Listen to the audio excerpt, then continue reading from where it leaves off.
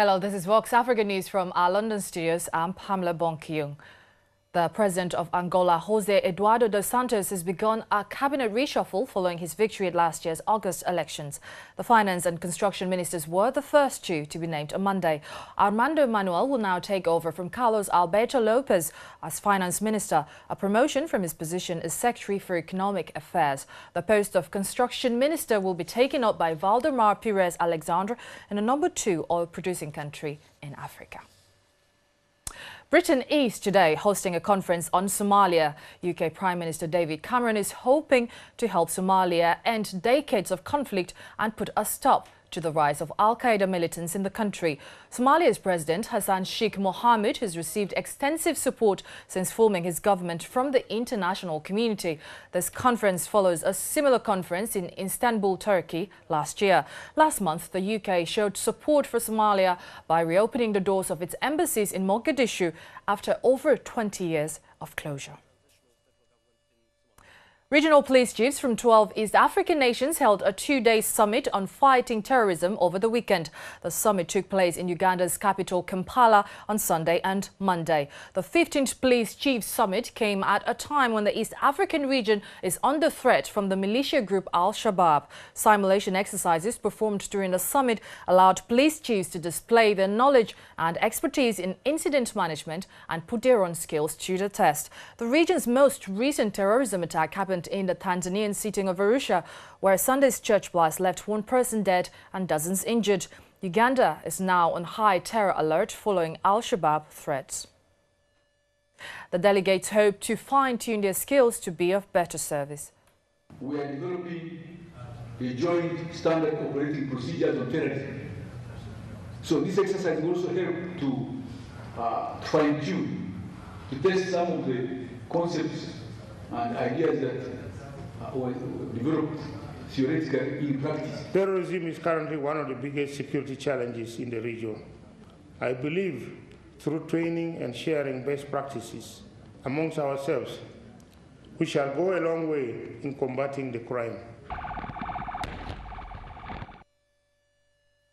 The Democratic Republic of Congo is preparing to receive special United Nations peacekeeping forces, but many within the country remain skeptical of the effectiveness of this force. Last month, the United Nations Security Council approved for an over 12,000 strong force with combative powers to be deployed in DR Congo's restive eastern region. The force, which will engage in targeted offensive operations made up of troops from South Africa, Tanzania and Malawi, will join the already 17,000 MONUSCO forces on the ground. Locals have said they do not see what MONUSCO has done in the country so far and hope that the new forces will make a difference. A military analyst has said that this mission is a nightmare from a tactical and intelligence perspective. Nobody thinks that this intervention force will be a type of fairy that will wave the magic wand and all of a sudden the peace will return overnight. We should remain reasonable and to the point. It's a step forward. We hope that it will truly contribute to the return of peace in the province, but it's not going to be overnight. There will certainly be a certain period of time before peace comes back here. Well, I used to be an intelligence officer, tactical int officer. From that point of view, this sort of campaign is a nightmare because you really don't know who's who in the zoo from one day to the next. Right. The overall UN mission is not properly conceived. I think the force is too small. There's a certain amount of wishful thinking.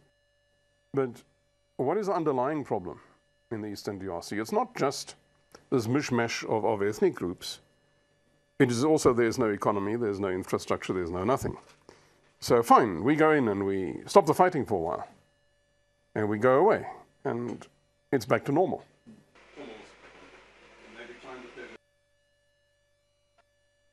Listen to Miss Mary's reactions. There are no guarantees that this new push for peace will succeed. However, we can be sure that if it fails, the consequences will be grave. We can also be sure that however determined I am personally to this challenging assignment, this new push for peace will not succeed by the efforts of one person, one brigade, or any other action taken in isolation. No, this will require an all-out concerted series of actions that are both serious and sustained, at the national, regional and international level. It will require doing things differently, doing them better, and not stopping until the job is finished.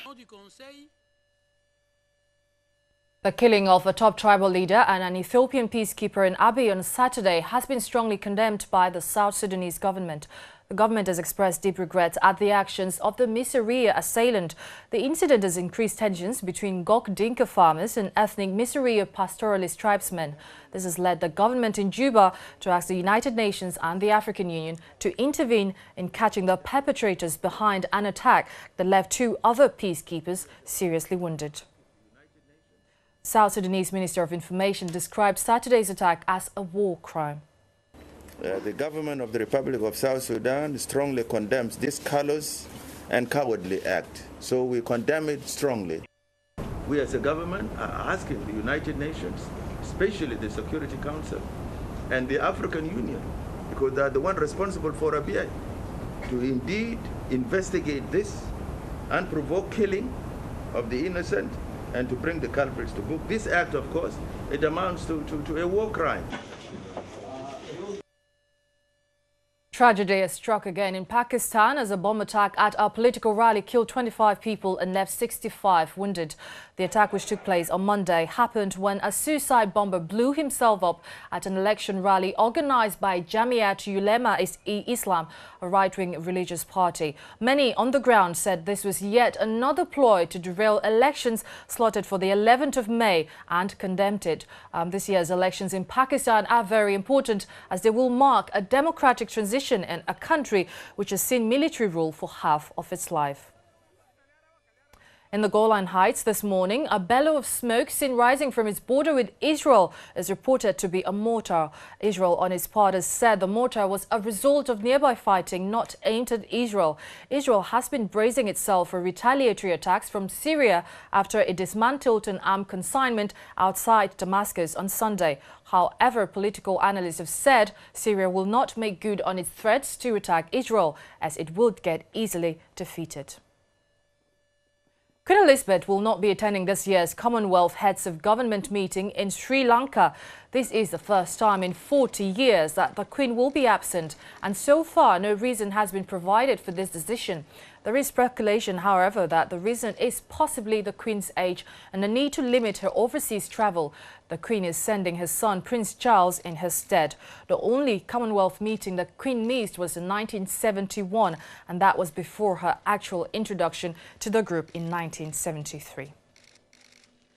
4 German hikers and their Filipino guide have been killed by ashes from a volcano in the Philippines. The Mayon volcano in the Bicol region found in central Philippines started spewing ash this morning.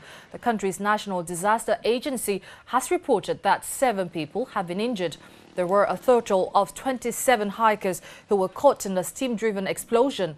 Among the injured is an Australian. A helicopter was sent to the site to rescue the others, according to disaster officials.